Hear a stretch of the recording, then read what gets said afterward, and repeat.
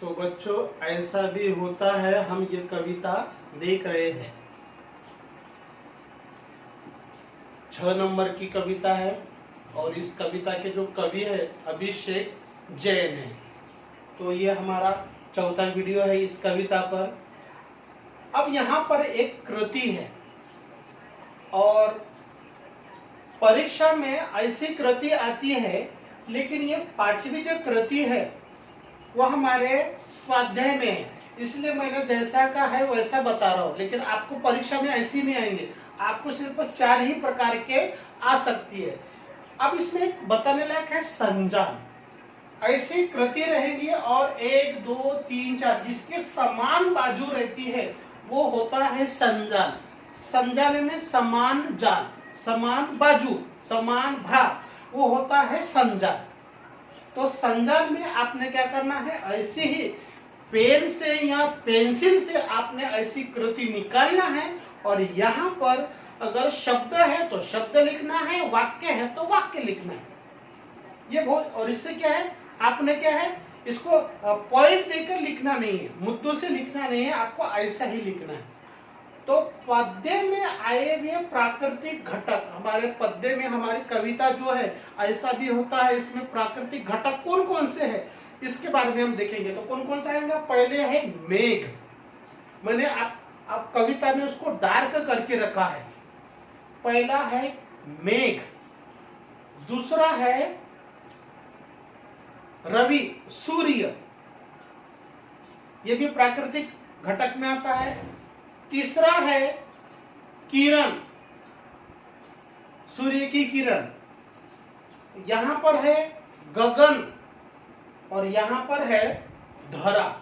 ये सब प्रकृति के द्वारा बने हुए प्राकृतिक घटक है। आपने क्या करना है, 5 शब्दों में से 4 शब्द परीक्षा में आते हैं तो आप लिख सकते हैं। ये होगी हमारी कृति। आगे देखेंगे, ये देखिए वो कितनी अच्छी पंक्तियां है, हाइकू कविता है। उड़ा पखेरु, पखेरु यानी पंछी, वो उड़ गया, पखेरु उड़ गया, देखता रह गया ठगासा तरु, तरु यानी पेड़, ठगासा यानी धोखा खाया हुआ सा।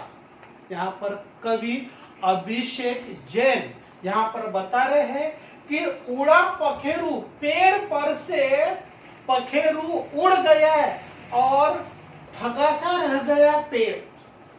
वृक्ष के समझ में नहीं आ रहा है कि ये क्या हो रहा है, क्योंकि जो पेड़ है पक्षी के अनुकूल नहीं रहता और उनका स्वार्थ नहीं रहता, इसलिए पक्षी क्या है वहां से उड़ जाते हैं और तरु देखते ही रह जाते हैं। यहाँ पर देखिए चित्र, पेड़ पर से पक्षी उड़ रहे हैं, ठगासा रह जाता है तरु। ठीक है, अब देखिए कितनी मस्त पंक्ति है, ये सभी मनुष्य के जीवन से संबंधित है। यहाँ पर एक डाकिया का चित्र है। डाकिया चला, डाकिया चला, कहाँ चला, बांटने सुख दुख। देखिए कितना अच्छा काम कर रहे हैं वो। भर के झोला, अपने झोले में, ये देखिए झोला, झोला यानी थैला, डाकिया यानी डाक बांटने वाला, पत्र बांटने वाले व्यक्ति को डाकिया कहते हैं। और अंग्रेजी में क्या कहते हैं, हाँ अंग्रेजी में क्या कहते हैं आपको मालूम है, डाकिया चला बांटने सुख दुख अपने झोले में से। उनके झोले में पत्र है, नाना प्रकार के पत्र है, कोई पैसों से संबंधित है, कोई नौकरी से संबंधित है, कोई कार्यक्रम से संबंधित है, और किसी पत्र में सुख है तो किसी पत्र में दुख है। तो डाकिया क्या कर रहा है, लोगों के सुख दुख को बांटने चला है अपने थैले में लेकर। यहाँ पर मानवीकरण, मनुष्य के सुख दुख पर ध्यान केंद्रित किया है अभिषेक जैन ने। बहुत ही बढ़िया पंक्ति है, आप ध्यान दीजिए। यहाँ पर हमारे समाज में ऐसा भी होता है, कवि का बार बार ध्यान ऐसा आता है कि हमारे समाज में ऐसा भी होता है, ये झूठ नहीं है, ये यथार्थ है, सत्य है। मैया की आई, मैया ने माँ की वृद्धाश्रम से चिट्ठी, वृद्धाश्रम से माँ की चिट्ठी आई है, माँ का पत्र आया है, कैसे हो बेटी। यहाँ पर बच्चों वृद्धाश्रम में बूढ़े व्यक्तियों को अपने पास रखकर उनकी देखभाल करने वाली संस्था, ऐसा आवास, ऐसी व्यवस्था जहाँ पर कोई बच्चे अपने बूढ़े माँ बाप को रखते नहीं, और वो संस्था क्या करती है, अपने पास रखती है और उनकी देखभाल करती है। वास्तव में देखभाल किसने करना चाहिए, बच्चों ने करना चाहिए, क्योंकि वो बूढ़े हो जाते हैं, जर्जर हो जाते हैं, तो बुढ़ापे में बच्चों ने देखभाल करना चाहिए। तो माँ क्या कहती है, बेटे ने माँ को निकाल दिया है घर से, बेटे ने माँ को घर से निकाल दिया है, लेकिन माँ की ममता देखो, माँ की ममता क्या कहती है, माँ की आई चिट्ठी वृद्धाश्रम से, बेटे तुम कैसे हो, तुम ठीक हो ना, तुम कुशल क्षेम हो ना, तुम अच्छे से हो ना, आनंदित हो ना, मजे से हो ना, मैं तो यहाँ पर काम कर रही हूँ, यहाँ पर ठीक है, मेरा बुढ़ापा है, कुछ दिन तक मैं हूँ, लेकिन आप अनेक वर्षों तक जीवित रहने वाले हैं, आप ठीक है ना।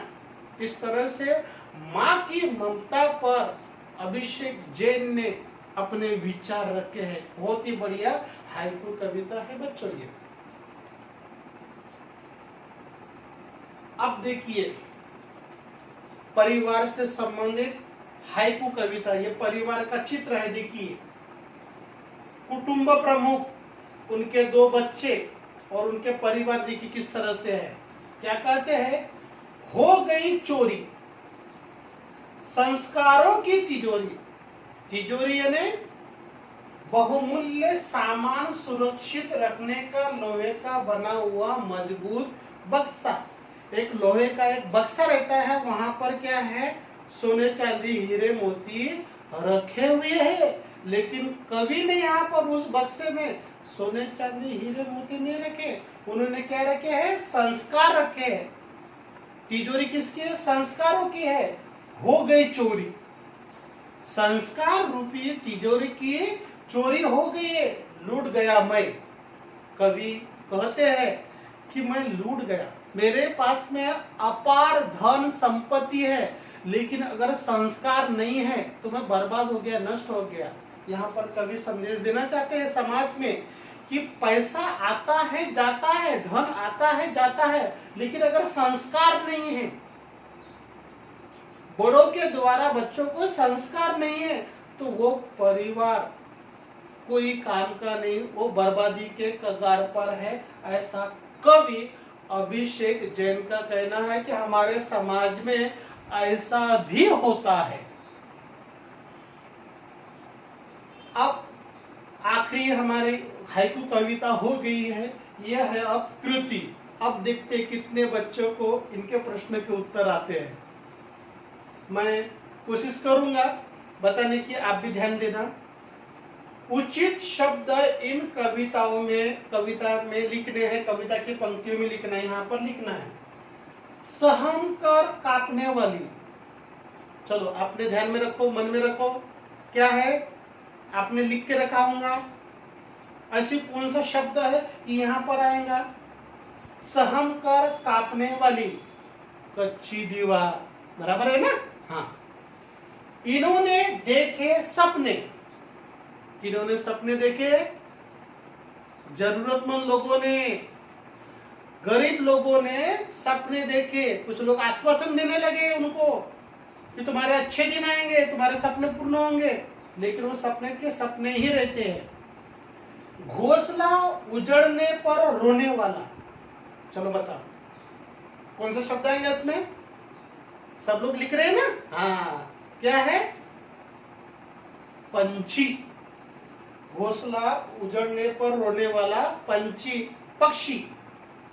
पतंग की तरह गगन छूने वाले, कौन, बालक, बच्चे, बच्चे क्या होते हैं? पतंग की तरह होते हैं।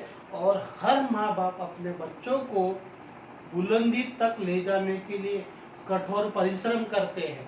मालूम है ना ये? आपके भी माँ पिताजी क्या करते होंगे? कठोर मेहनत करते होंगे आपके पढ़ाई से संबंधित आपको आगे बढ़ाने के लिए। शरीर को कहा गया है, चलो बताओ क्या कहा गया है शरीर को? मिट्टी। हाथों में मिट्टी है कि नहीं वहां पर? तो शरीर को कहा गया है मिट्टी। सुख दुख बांटने वाला। अभी अभी हमारी पंक्ति हुई, कौन है? अंग्रेजी में क्या कहते हैं उसको, मालूम है ना? हाँ, सुख दुख बांटने वाला, डाकिया, पोस्टमैन। वृद्धा आश्रम से चिट्ठी भेजने वाली। किसने चिट्ठी भेजा? बेटे को। बेटे सब ठीक है ना? मैं तो यहाँ पर ठीक हूं, लेकिन आपका सुख में रहना बहुत आवश्यक है। माँ बेटे को पत्र लिखकर भेज रही है कि आप अच्छे से रहो, खुश रहो। तो ये होगी बच्चों हमारी ऐसा भी होता है कविता। ये कविता मुझे तो बहुत पसंद आ गई, आपको भी पसंद आई होंगी। अगर आप कविता को अपने जीवन में अपनाते हैं, स्वीकारते हैं, तो जीवन जीते समय आपकी मदद करेंगे। तो बच्चों मैं उम्मीद करता हूँ ये कविता आपको बहुत पसंद आई होंगी। आप बार बार इस कविता को देख सकते हैं। YouTube पर मेरा खुद का एक चैनल भी है, महेश कुमार कांडेकर के नाम से। आप क्या कर सकते हैं, उस चैनल को आप लाइक भी कीजिए, शेयर भी कीजिए और कमेंट्स करना न भूलिए। ठीक है, धन्यवाद।